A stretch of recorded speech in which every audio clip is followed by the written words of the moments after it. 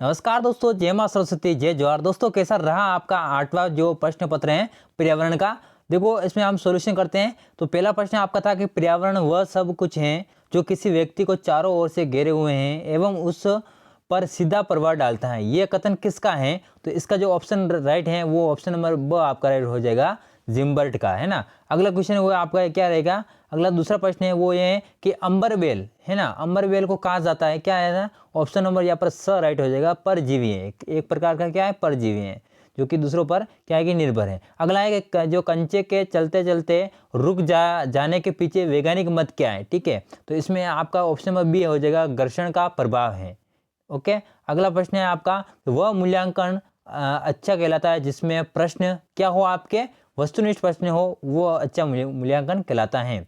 अगला प्रश्न है आपका ये कि समावेशी शिक्षा को क्रियान्वित करने वाले 2 संस्थाओं के नाम लिखना आपको, ठीक है। ये अपने देखो यहाँ पर तो कौन कौन से एनसीईआरटी हो सकता है, राष्ट्रीय शिक्षा नीति 2020 है और आरटी है, जो इनमें से आप कोई भी 2 लिखकर आए होंगे। अगला प्रश्न है आपका कि जीवाणु को पनपने से रोकने के लिए कौन सी विधि काम में ली जाती है। ये देखो, ये विधि है वो आपकी क्या है कि देखो यहाँ पर जो आपके 1 वीक सीरीज है उसमें भी यहाँ है। पहली है प्रशीतन विधि, जिसको हम शीत भंडार भी कहा जाता है। दूसरी है हिमकरण विधि। तीसरी है आपकी निर्जलीकरण और चौथी है आपकी एंटीबायोटिक का प्रयोग करके, आप इस विधि का प्रयोग करके आप जीवाणु को क्या कर सकते हो दोस्तों, यहाँ पर जो कि दूर कर सकते हो।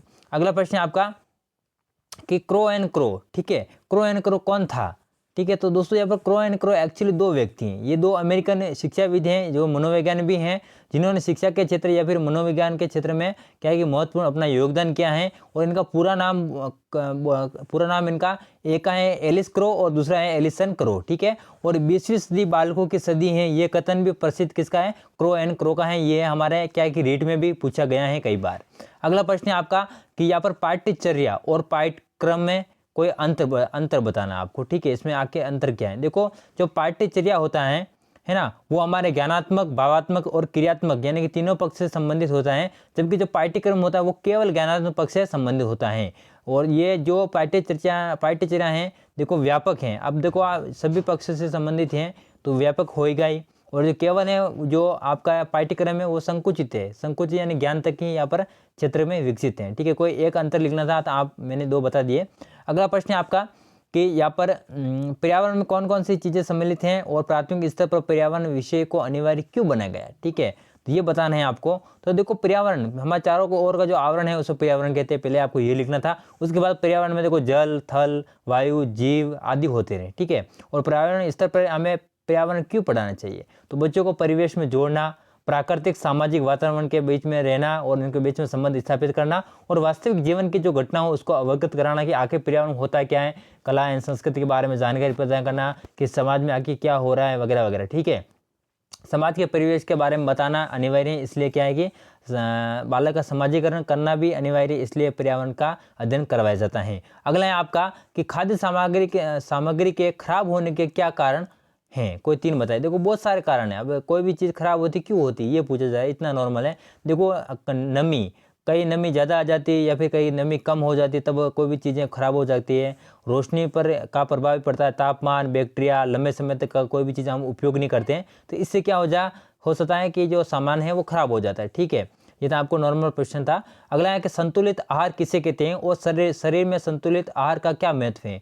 देखो, संतुलित आहार क्या है वो आप बचपन से पढ़ते आ रहे हो, वो लिखना था कि ऐसा भोजन जिसमें सभी जरूरी जो पोषक तत्व है वो सही मात्रा में हो और जैसे कि कार्बोहाइड्रेट, प्रोटीन, वसा, विटामिन, खनिज, एक भी किसी भी क्या है कि यहाँ पर क्या है कि पोषक तत्व की कमी से हैं जो कि आपके शरीर में संतुलित आहार की गड़बड़ से आपका कुछ भी यहाँ पर है जो कि क्या हो सकता है, संतुलन आहार बिगड़ सकता है, ठीक है। अगला है कि रेलवे सुरक्षा के आपके सामान्य नियम लिखने थे। तो ये सारे देखो आपके रेलवे के जो नियम है वो देखो यहाँ पर, ठीक है। डीलेट 2022 में भी ये प्रश्न पूछा गया है कि कौन कौन से नियम है। देखो, रेलवे सुरक्षा के बिल्कुल इजी नियम है, खिड़की के पास नहीं बैठना है, ठीक है, वगैरह वगैरह, ये सारे आप पढ़ सकते हो, ठीक है। आपको टिकट लेना है, जंजीर को नहीं खींचना है, आपातकालीन समय में खींचना है, खड़ी हो तो शौचालय का प्रयोग नहीं करना है आपको, ठीक है। और गाड़ी में आग लग जाए तो कोई दुर्घटना हो जाने पर आपातकालीन खिड़की का प्रयोग करें, यात्रा के समय अपनी सीट के नीचे अथवा अपने आसपास रखे लावेरिस सामान को ना छुए, ठीक है, वगैरह वगैरह, ये हैं वो आपके, ठीक है। अगला है आपका यहाँ पर अगला है आपका कि बालकों के सीखने की प्रक्रिया में सामाजिक संरचना का विशेष योगदान है, ये आपको लिखना है। साक्षात्कार क्या होता है, 14 नंबर है, बाकी वो अपने हिसाब से लिख देना। देखो साक्षात्कार यानी इंटरव्यू कहते हैं, किसी व्यक्ति से सवाल पूछकर और उसके जवाब सुनकर जानकारी प्राप्त करने का तरीका है। यानी कि व्यक्ति क्या है, व्यक्ति में जो भी आप चाहते हो उससे मतलब क्या करना, वार्तालाप करना, वाद विवाद करना ही क्या है आपका क्या एक साक्षात्कार है। दो व्यक्तियों के बीच